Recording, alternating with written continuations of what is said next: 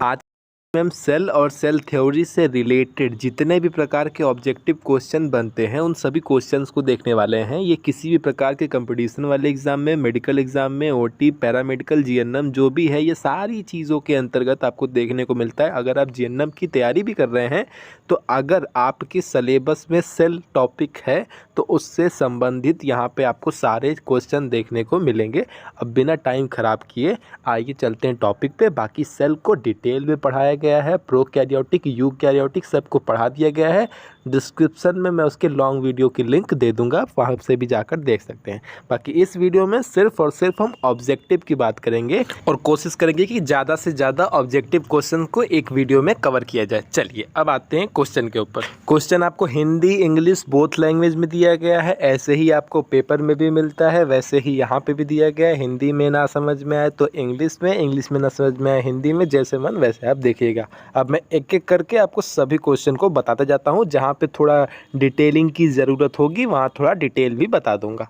जैसे पहला क्वेश्चन है, प्रोकैरियोट्स में निम्न में से किसका अभाव होता है? Which of the following is absent in prokaryotes? यानी कि मैंने आपको साफ साफ बता देता हूँ, प्रोकैरियोटिक सेल और यूकैरियोटिक सेल में क्या चीज़ प्रेजेंट होती है, क्या अब्सेंट होती है। उसकी एक वीडियो 7 से 8 मिनट की बनाई है, वहाँ पे 15 से 20 डिफरेंस बताए हैं। वो सारे डिफरेंस देख लेंगे तो समझ में आ जाएगा कि क्या चीज़ प्रेजेंट होती है, क्या चीज़ किस में प्रेजेंट होती है, किस में अब्सेंट होती है।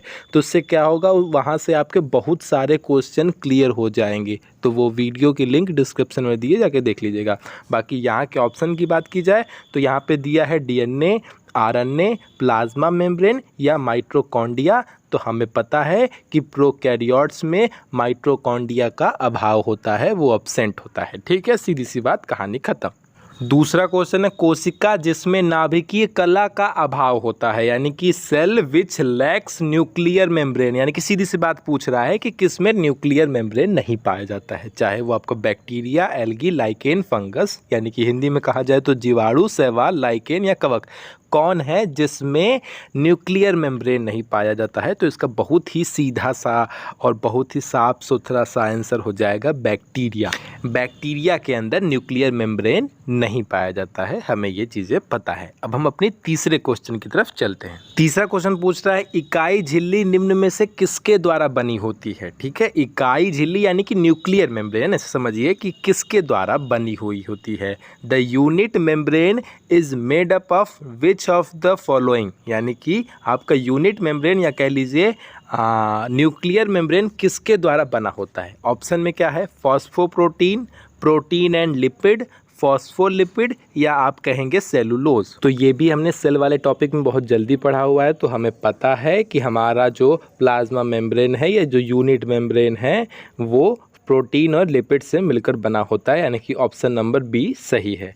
अब हम अपने चौथे क्वेश्चन की तरफ चलते हैं। चौथा क्वेश्चन है, किसी कोशिका की विभिन्न प्रकार की क्रियाओं का मुख्य स्थल क्या है या मुख्य स्थल होता है? The main site of various activities of cell is.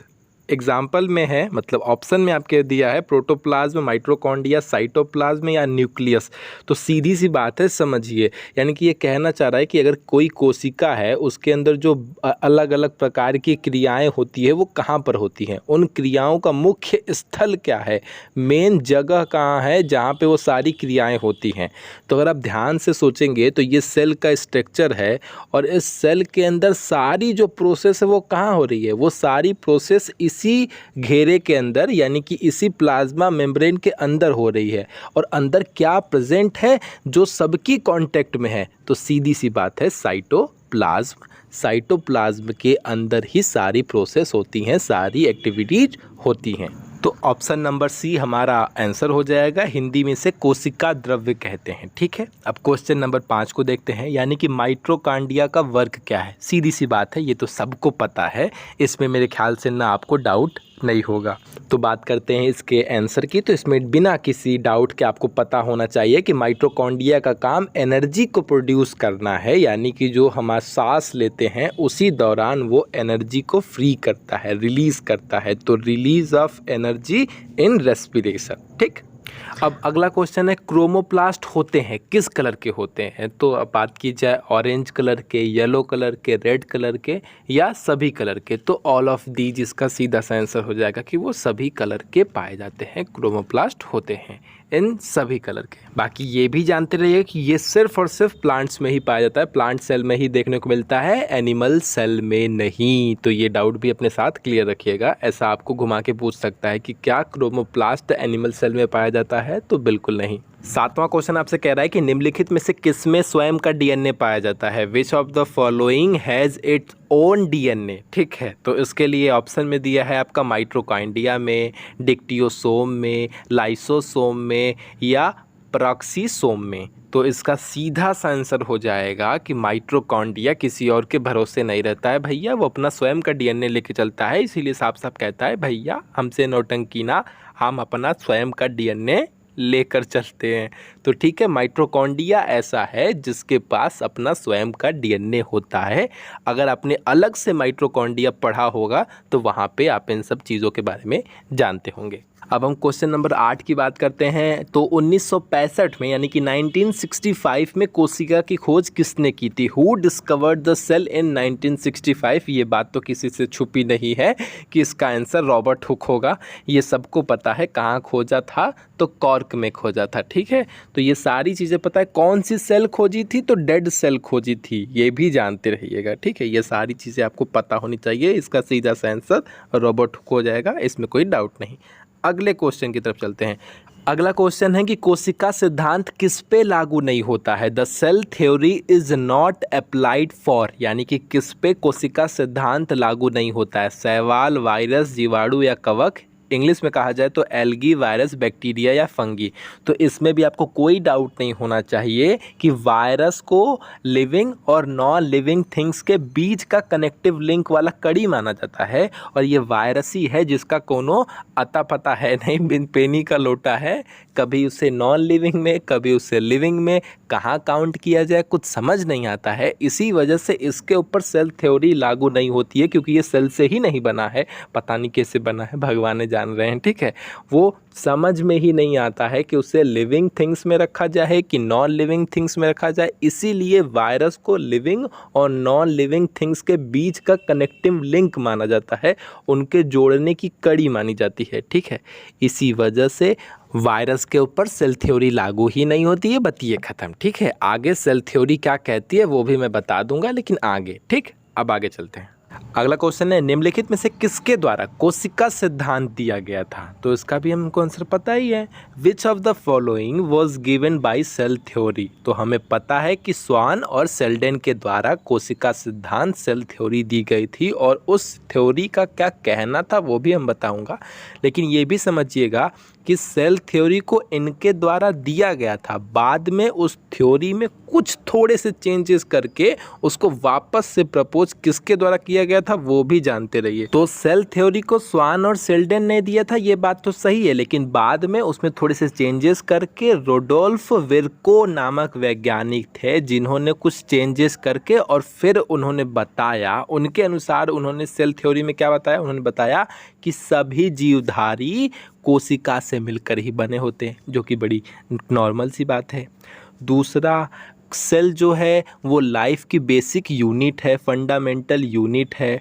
और नई कोशिका, जो भी न्यू सेल्स का फॉर्मेशन होता है, वो पहले से एग्जिस्ट करने वाली सेल से ही होता है। यानी कि सीधी सी बात है, नई कोशिका की उत्पत्ति पहले से उपस्थित कोशिका के द्वारा ही संभव है। यही 3 बातें उसमें मेन पॉइंट बताई गई थी। ठीक है, तो सेल थ्योरी क्या थी मैंने वो भी आपको बता दिया। किसने दिया था, स्लाइडिन एंड स्वान ने दिया था। बाद में थोड़े चेंजेस किसने किए थे, तो रुडोल्फ विर्को नामक साइंटिस्ट थे, उन्होंने कुछ चेंजेस किए थे। सारे नाम मैंने बता दिए, इससे संबंधित सारे क्वेश्चन आपके मन में क्लियर हो गए होंगे। अब हम चलते हैं अपने अगले टॉपिक पे।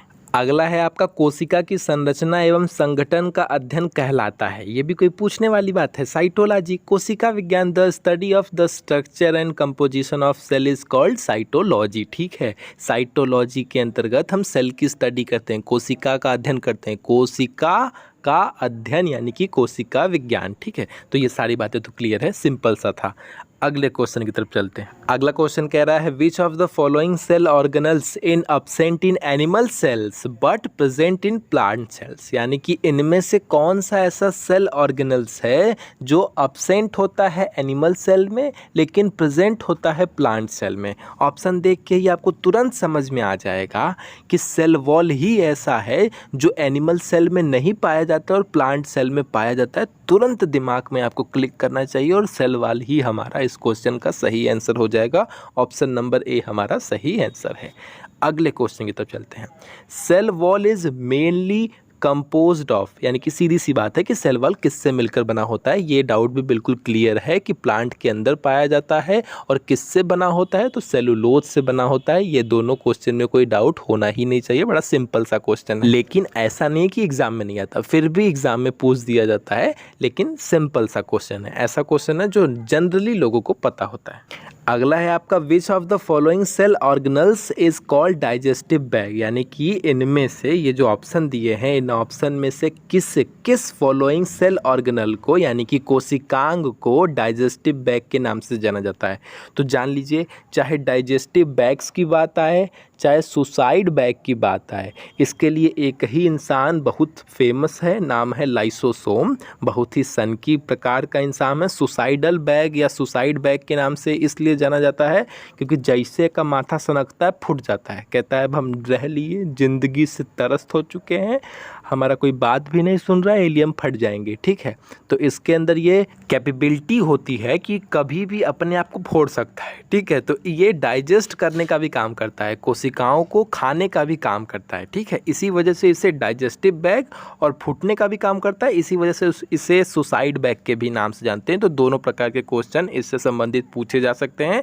कौन है लाइसोसोम, इसका सही उत्तर हो जाएगा।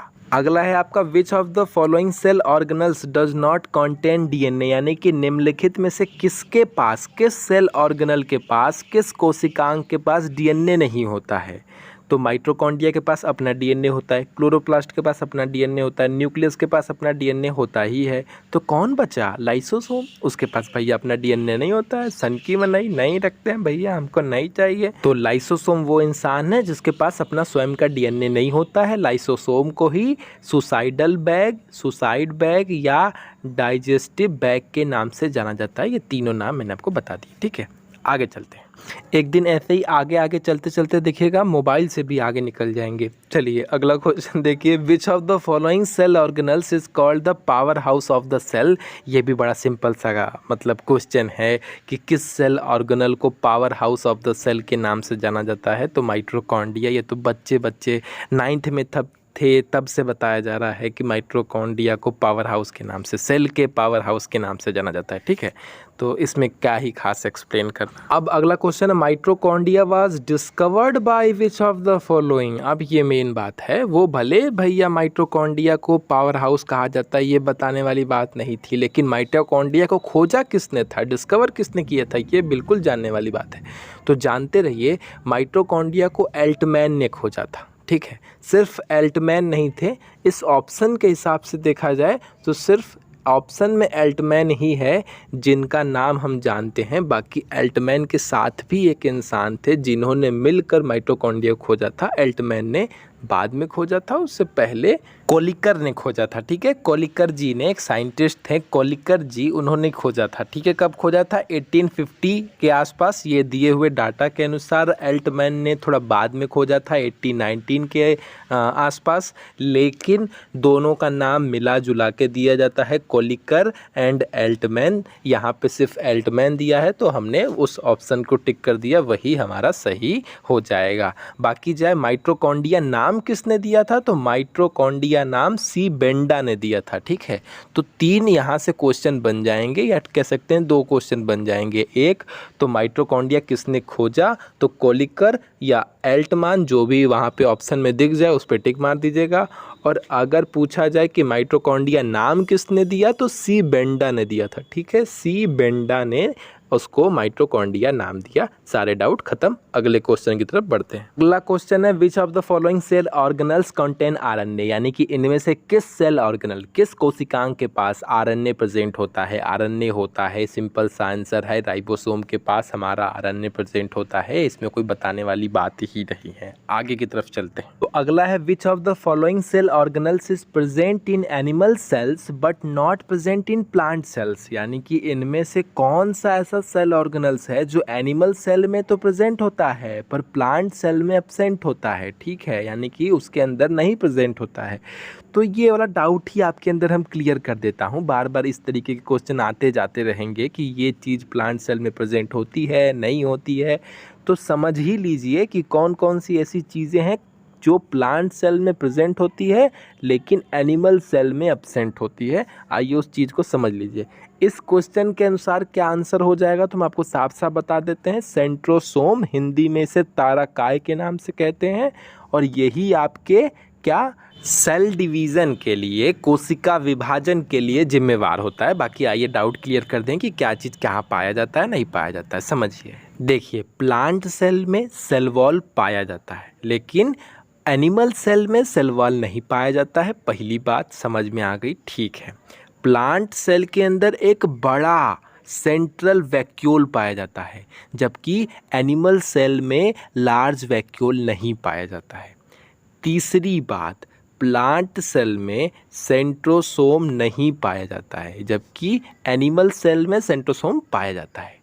और चौथी बात, प्लांट सेल में क्लोरोप्लास्ट पाए जाते हैं लेकिन एनिमल सेल में क्लोरोप्लास्ट नहीं पाए जाते हैं। तो प्लांट सेल में सेल वॉल पाई जाती है, आपका क्लोरोप्लास्ट पाया जाता है, लार्ज सेंट्रल वैक्यूल पाया जाता है, और ये सारी चीज़ एनिमल सेल में नहीं पाई जाती है। बस फ़र्क इतना है कि एनिमल सेल में सेंट्रोसोम पाया जाता है और प्लांट सेल में सेंट्रोसोम नहीं पाया जाता है। यही सीधी सी बात है, यही आपको समझाना था। मन में आपके कोई डाउट ही नहीं होगा कि क्या चीज़ पाया जाता है, क्या चीज़ नहीं पाया जाता है। अब इस क्वेश्चन के हिसाब से आप तुरंत आंसर दे पाएंगे कि which of the following cell organelles is present in animal cell but not present in plant cell. तो हमें पता है कि सेंट्रोसोम जो है वो प्लांट सेल में नहीं पाया जाता है। अगला सेम वैसा ही क्वेश्चन है कि which of the following cell organelles is present in plant cell but absent in animal cell. अब बताइए अब क्या आंसर हो जाएगा।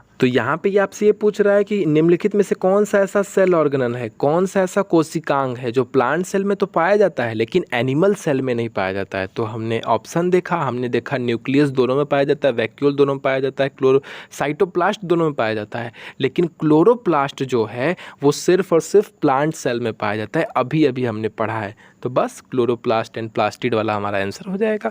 तो आंसर हमारा सी, ऑप्शन नंबर सी हमारा सही हो जाएगा।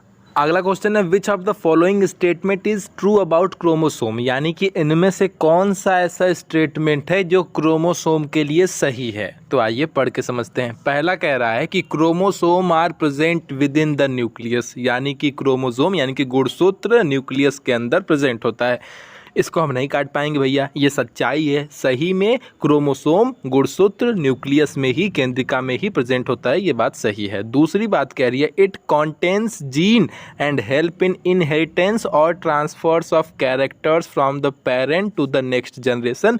ये बात भी भैया हम नहीं काट पाएंगे क्योंकि यही जो है गुणसूत्र ही है जो पेरेंट से दूसरी जनरेशन में कैरेक्टर को इनहेरिटेंस या कह लीजिए ट्रांसफ़र करने का काम करता है।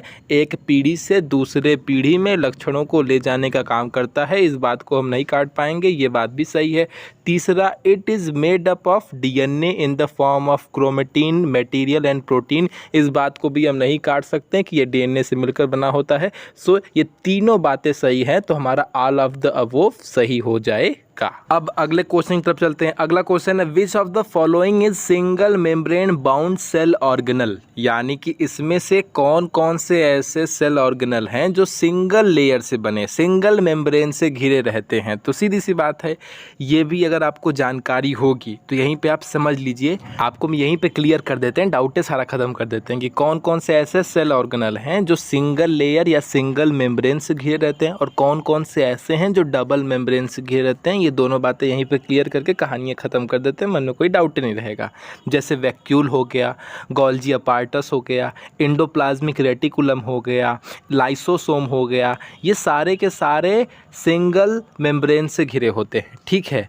लेकिन अगर बात की जाए माइटोकॉन्ड्रिया हो गया, न्यूक्लियस हो गया, ये सब ऐसे हैं जो डबल मेम्ब्रेन से घिरे रहते हैं, ठीक है। सामने आपको मैंने एग्जाम्पल दे दिया है कि कौन कौन से सिंगल से कौन कौन से डबल से घिरे रहते हैं। सारा डाउट ख़त्म। चलते हैं हम अपने नेक्स्ट क्वेश्चन की तरफ। अगला क्वेश्चन कह रहा है which of the following is not a double membrane bounded cell organelle, यानी कि इनमें से कौन सा ऐसा है जो डबल मेम्ब्रेन से नहीं घिरा होता है, यानी कि इनमें से कौन सा ऐसा सेल ऑर्गेनल है, कौन सा ऐसा कोशिकांग है जो 2 लेयर से नहीं घिरा रहता है, डबल मेम्ब्रेन से नहीं घिरा रहता है। अभी अभी हमने पढ़ा था कि एंडोप्लाज्मिक रेटिकुलम के अंतर्गत सिंगल लेयर होती है, बाकी माइटोकॉन्ड्रिया और क्लोरोप्लास्ट के अंदर डबल लेयर पाई जाती है, ठीक है। तो यहाँ से आपके ये भी डाउट खत्म। अब चलते हैं अपने नेक्स्ट क्वेश्चन की तरफ। अब नेक्स्ट क्वेश्चन है which of the following statements is true about the Golgi bodies या गोल्जी अपार्टस, यानी कि इनमें से कौन सा ऐसा स्टेटमेंट है जो गोल्जी अपार्टस के बारे में ट्रू है, सही है। तो देखिए, it is a sac like organelle, हाँ ये सही बात है। It is located near the nucleus, ये भी सही बात है कि ये न्यूक्लियस के पास होता है। It helps in carrying the particles throughout the cell, यानी कि ये पार्टिकल को पूरे सेल के अंदर कैरी करने में हेल्प करता है, ये बात भी सही है। तो इसी वजह से ऑल ऑफ द अबोव, यानी कि उपरोक्त में से सभी के सभी हमारे जो भी ऑप्शन दिए हैं सही है, हमारा ऑप्शन डी हो जाएगा। अगला क्वेश्चन है which of the following cell organelles are site of protein synthesis, यानी कि इनमें से कौन सा ऐसा सेल ऑर्गेनल है जो प्रोटीन सिंथेसिस या प्रोटीन के फॉर्मेशन में हेल्प करता है। सीधी सी बात है, या जिसके यहाँ से प्रोटीन का फॉर्मेशन होता है, सीधी सी बात है, इसका कोई डाउट ही नहीं होना चाहिए कि सेल के अंदर प्रोटीन का फॉर्मेशन राइबोसोम के द्वारा किया जाता है। राइबोसोम को ही प्रोटीन की फैक्ट्री के नाम से या प्रोटीन के कारखाने के नाम से जाना जाता है। यह राइबोसोम एंडोप्लाज्मिक रेटिकुलम के ऊपर पाया जाता है। ये सारी बातें आपके मन में क्लियर होनी चाहिए। कई बार ये क्वेश्चन पूछ देता है कि राइबोसोम कहाँ पाया जाता है, तो जानते रहिए एंडोप्लाज्मिक रेटिकुलम के ऊपर, और जानते रहिए एंडोप्लाज्मिक रेटिकुलम को शायद अंतःप्रदवी जालिका के नाम से जानते हैं, ठीक है। हिंदी में जानते रहिए, जो हिंदी वाले हैं उनको काम देगा, ठीक है। तो ये भी 2 टाइप्स के होते हैं, एक रफ एंडोप्लाज्मिक रेटिकुलम और एक स्मूथ एंडोप्लाज्मिक रेटिकुलम। जो रफ वाला पार्ट होता है वो रफ इसी वजह से होता है क्योंकि उसके ऊपर राइबोसोम पाए जाते हैं, और उसी राइबोसोम के पाए जाने की वजह से वो खुरदुरा रहता है, रफ रहता है, ठीक है। सारे डाउट क्लियर। यहाँ से कई प्रकार के जो भी क्वेश्चन बनते थे वो सारे के सारे मैंने आपको बता दिए। अब अगले क्वेश्चन की तरफ चलते हैं। अगला है which of the following organ cell is present in plant by which they are able to make their own food through photosynthesis. इसमें कोई डाउट ही नहीं होना चाहिए कि कौन सा ऐसा सेल ऑर्गेनल है जो एनिमल सेल में नहीं पाया जाता है, प्लांट सेल में पाया जाता है, और उसी की वजह से प्लांट सेल में वो फोटोसिंथेसिस की प्रोसेस कर पाता है, खाना बना पाता है। सीधी सी बात है, क्लोरोप्लास्ट। इसमें तो कोई डाउट ही नहीं होना चाहिए, बच्चे को पता है, स्टार्टिंग से पता रहता है। अगला है आपका which of the following is true about mitochondria. इसमें से जो स्टेटमेंट दिए हैं उसमें से माइटोकॉन्ड्रिया के लिए कौन कौन से सही है, यही आपको बताना है। देखिए, हम पढ़ते ही जान जाएंगे। माइटोकॉन्ड्रिया कंटेंस डीएनए, हाँ बतिया सही है भैया, वो डीएनए को अपने पास रखता है, अपना स्वयं का डीएनए रखता है। इट इज़ रॉड शेप्ड, हाँ ये छड़ की आकृति रॉड शेप्ड में होता है। फिगर आपको सामने दिखा रहे हैं, देख के माइंड में बसा लीजिए, रॉड शेप्ड होता है, ये भी बात सही है। तीसरी बात कह रहा है mitochondria helps to convert energy from food molecules into usable energy. ये बात भी सही है कि माइटोकॉन्ड्रिया ही जो हम खाना खाते हैं उस एनर्जी को कन्वर्ट करता है, उस फूड मॉलिक्यूल से एनर्जी को प्राप्त करता है और उसको यूजेबल एनर्जी में कन्वर्ट करता है और बॉडी के अंदर स्टोर करता है एटीपी के फॉर्म में, एटीपी मॉलिक्यूल के फॉर्म में बॉडी के अंदर स्टोर करता है, ठीक है। और एटीपी का फुल फॉर्म क्या है? Adenosine triphosphate. तो एडेनोसिन ट्राइफॉस्फेट मॉलिक्यूल के फॉर्म में बॉडी के अंदर स्टोर करता है, जब ज़रूरत होती है उस हिसाब से बॉडी को एनर्जी प्रोवाइड कराने का काम करता है। तो इस वजह से तीनों बातें इसके द्वारा कही गई सही है। तो हमारा आंसर डी हो जाएगा, ऑल ऑफ दिस या ऑल ऑफ द अबव। अगला क्वेश्चन क्या कह रहा है, the total number of chromosomes in a normal human being in. अब सीधी सी बात है, ये हमें भी पता है कि एक इंसान के अंदर क्रोमोसोम की संख्या 46 होती है, ठीक है। गुणसूत्रों की संख्या, यही पूछ रहा है कि एक इंसान के अंदर गुणसूत्र की संख्या कितनी होती है। हमें पता है कि इंसान के अंदर गुणसूत्र की संख्या 46 होती है, लेकिन अगर जोड़ा में बात की जाए, पेयर में बात की जाए, तो 23 पेयर में होते हैं, 23 जोड़ा होते हैं। यहाँ पे ये टोटल नंबर पूछा है, इस वजह से हम 46 को मारेंगे, ना कि जल्दी जल्दी में 23 को क्लिक करके आ जाएं, ठीक है। तो यहाँ पे भी कोई खास बताने वाली बात नहीं है, तो हम आगे की तरफ चलते हैं। अगला क्वेश्चन भी बहुत ही सामान्य सा है, a chromosome consist of DNA and यानी कि क्रोमोसोम बना होता है डीएनए और किससे बताइए ना, बताइए किससे। अरे बता रहे हैं, ज़रा सब्र रखिए। डीएनए और प्रोटीन से मिलकर बना होता है, ठीक है। तो इसका भी ऑप्शन नंबर सी हमारा सही उत्तर हो जाएगा।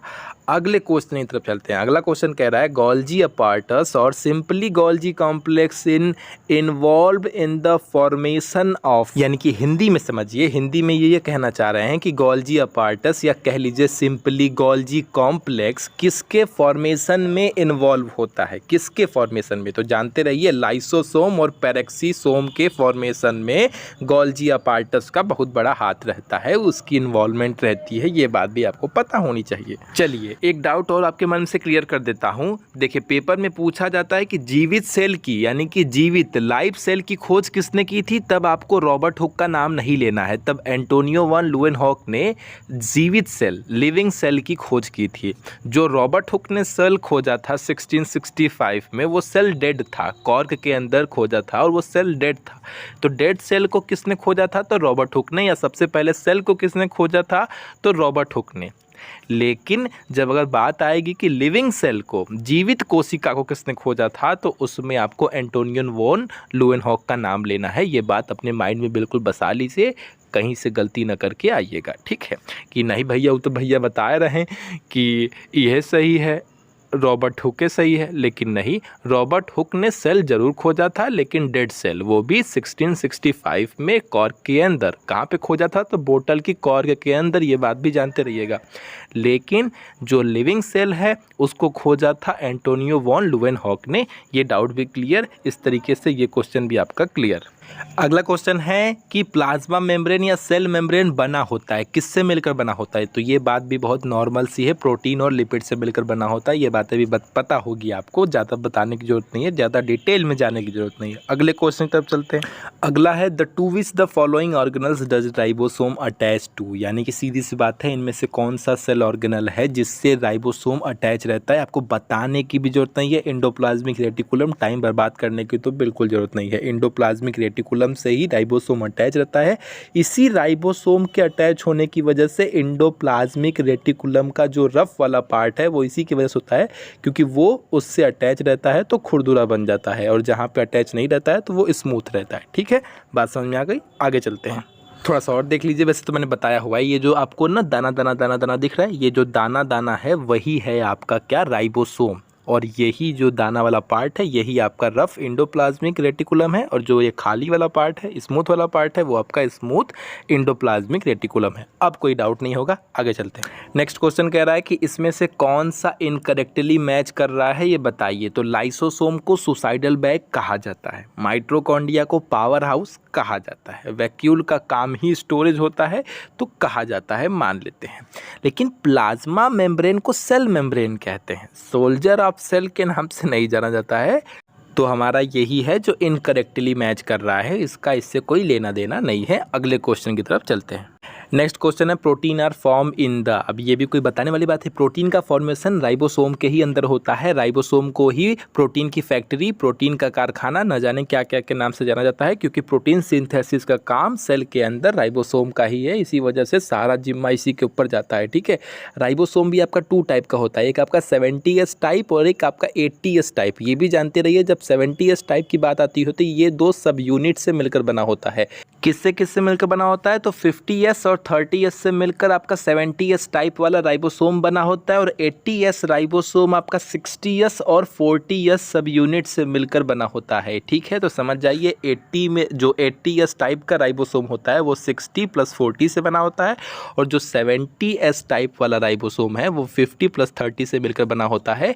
आगे चल के एग्जामिनर आपको पगलवाए उससे पहले आप खुद से पागल होकर तैयार हो जाइए। ठीक है, तो यहाँ से भी क्वेश्चन पूछ देता है कि 80S टाइप राइबोसोम बना होता है किससे, ऑप्शन में 4 ठो दे देगा, फिर आप वहाँ पे पगलाएंगे। उससे बढ़िया है कि यहाँ पर पगलाकर पहले से ही दिमाग में इसे भर लीजिए। ठीक है, आगे चलते हैं। नेक्स्ट क्वेश्चन है which is the largest body cell. ठीक है, यहाँ पे बॉडी सेल की बात की है, वो भी लार्जेस्ट। अगर ऐसी कंडीशन आती ऑप्शन के हिसाब से देखा जाए तो ऑप्शन में आपका ओवम नहीं दिया है, क्योंकि हमें पता है कि हमारी बॉडी का लार्जेस्ट सेल की बात की जाए तो फीमेल के अंदर पाया जाने वाला ओवम होता है जो सबसे बड़ा सेल होता है, और सबसे छोटे सेल की बात की जाए तो मेल के अंदर पाया जाने वाला स्पर्म होता है। तो यहाँ से ये 2 टाइप के क्वेश्चन तो ऐसे ख़त्म हो जाते हैं कि अगर लार्जेस्ट बॉडी सेल की बात की जाए तो पहले स्पर्म है, मतलब पहले ओवम है, और स्मॉलेस्ट बॉडी सेल की बात की जाए तो वहाँ पे स्पर्म का नाम आता है, सीधी सी बात। लेकिन यहाँ पे ऑप्शन में कहीं भी ओवम नहीं दिया है, स्पर्म आपके डाउट के लिए दिया हुआ है। यहाँ पे पूछा है which is the largest body cell, तो इस ऑप्शन के हिसाब से देखा जाए तो न्यूरॉन्स को हम प्राथमिकता देंगे। न्यूरॉन ही है जो लार्जेस्ट बॉडी सेल के अंतर्गत इसमें काउंट की जाएगी। लेकिन जब बात की जाए कि सबसे छोटी सेल, सिर्फ नॉर्मली पूछा जाए, बॉडी सेल नहीं, सबसे छोटी सेल कौन होती है, तब आप कहेंगे माइकोप्लाज्मा। और सबसे बड़ी सेल कौन होती है तो आप कहेंगे शुतुरमुर्ग का अंडा, ऑस्ट्रिच का एग। ठीक है, ये बात है। यहाँ से 4 क्वेश्चन क्लियर। अगर लॉन्गेस्ट सेल की बात की जाए, लॉन्गेस्ट बॉडी सेल की बात की जाएगी या लार्जेस्ट बॉडी सेल की बात की जाएगी, तब आपका फीमेल के अंदर पाया जाने वाला ओवम। स्मॉलेस्ट बॉडी सेल की बात की जाएगी तो मेल के अंदर पाया जाने वाला स्पर्म। अगर सिर्फ स्मॉलेस्ट सेल की बात की जाए, बॉडी सेल की नहीं, सिर्फ सेल की बात की जाए, तब ऐसी कंडीशन में माइकोप्लाज्मा। और लार्जेस्ट सेल की बात की जाए तो शुतुरमुर्ग का अंडा। ये चारों क्वेश्चन क्लियर, आपके सारे डाउट क्लियर। उम्मीद करता हूँ आपको सारी चीज़ें समझ में आई होंगी। आज के लिए बस इतना ही। वीडियो पसंद आएगी तो लाइक शेयर सब्सक्राइब। हाँ, मन में आपको डाउट हो सकता है कि आपने तो कहा था टॉप 50 क्वेश्चन करवाएंगे, इसमें तो सिर्फ 34 या 33 ही है। तो भैया बहुत सारे क्वेश्चन को ऐसे भी बताया गया है जिनको कराया नहीं गया है। वैसे कराता, टाइम बीतता, उससे बढ़िया है कि मैं बोल के ही बता दूं। तो ठीक है, टाटा बाय बाय।